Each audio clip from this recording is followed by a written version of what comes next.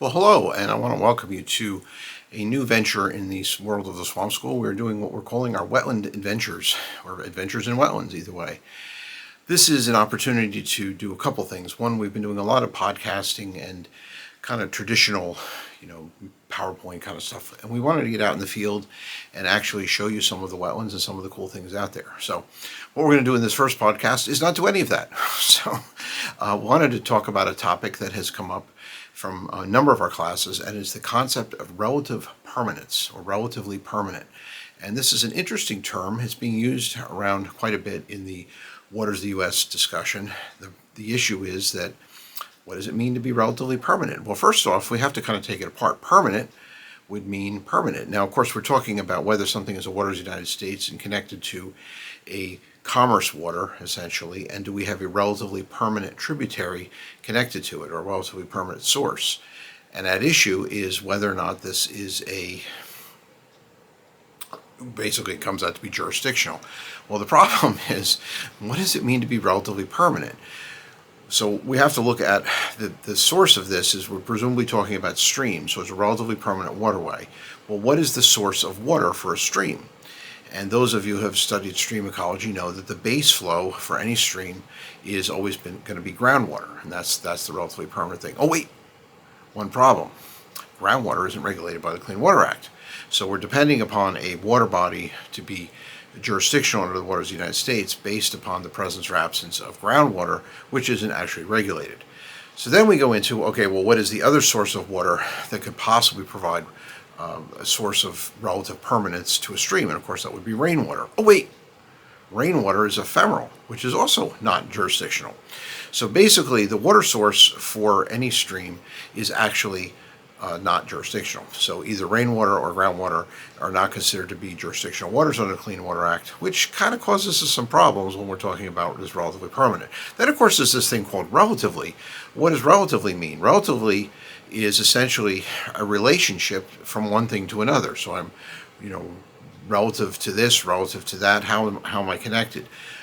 Well, relative to what? And that question remains to be seen. We don't really actually know what relatively means. Relative to other streams that are like that one?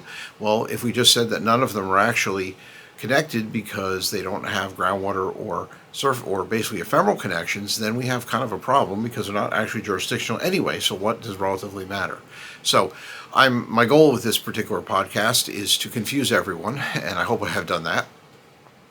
But that is one of the biggest challenges that we're being faced with this new Waters of the U.S. definition. And the concept of relatively permanent is very, very ambiguous. The idea is that they want to have a perennial stream, which is usually left to the states to come up with a definition of what does it mean to be perennial. And of course, perennial having that year-round flow, and they never really get into the source of water. They just simply say it's a year-round flow versus intermittent, which is kind of a relatively permanent with ephemeral features. And then, of course, there's ephemeral, which apparently nobody seems to like, and is all of a sudden now considered to be non-jurisdictional.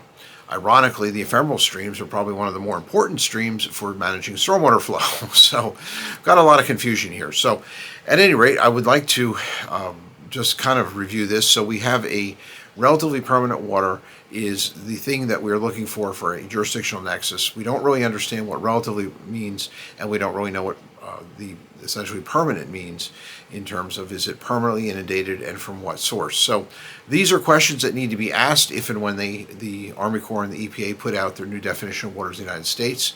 We need not only a clear definition of what a waters of the United States is, but if we are going to be defining these things, we need to know what does relatively permanent mean. So that is the biggest challenge with all of this. So that wraps up this first vlog that we're doing for our new format.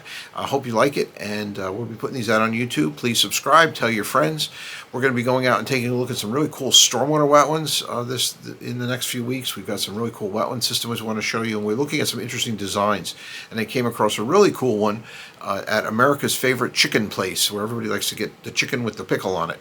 It's a really cool stormwater design that we came across, and I want to kind of show that to you. So we're going to be out in the field shooting some of these videos and putting them up on YouTube. So please stay tuned, and again, subscribe, and we thank you for your attention. And don't forget, we've got lots of classes at swampschool.org. So take care and have a great day.